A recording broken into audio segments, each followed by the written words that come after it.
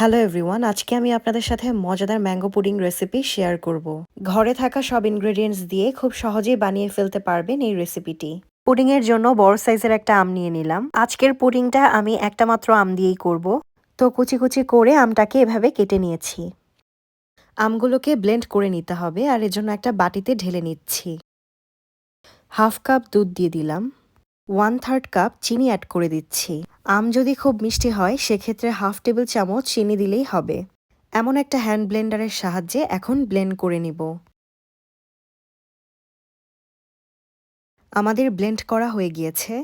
এখন রান্নার জন্য একটা হাঁড়ি নিয়ে নেব। এখন একটা ছাঁকনির সাহায্যে আমের আঁশগুলোকে ছেঁকে নিতে হবে। না ছেঁকে নিলে খাওয়ার সময় আঁশ লাগতে পারে। আর এভাবে ছেঁকে নিলে স্মুথ একটা টেক্সচার আসবে।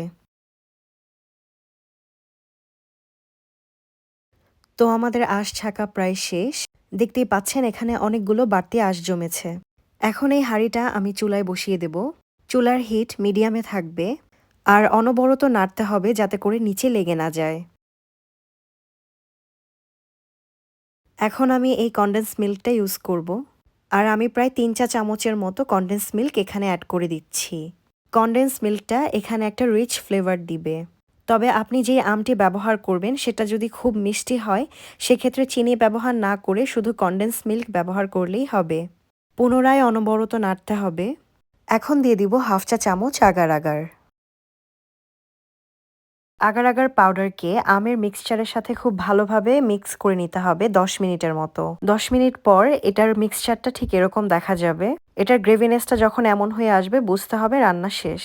এখন সার্ভিং এর পালা। আপনারা যে কোনো মোল্ডে পুডিংটাকে বসাতে পারেন। আমি যেহেতু শুধুমাত্র একটা আমের করেছি এজন্য আমি এরকম একটা স্কয়ার প্লাস্টিকের বাটিতে করব।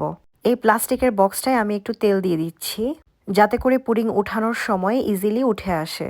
আপনারা চাইলে অলিভ অয়েল বা ঘিও ব্যবহার করতে পারেন। আমি ব্যবহার করেছি সিসেমি অয়েল। মিক্সচারটা ঢেলে নিচ্ছি।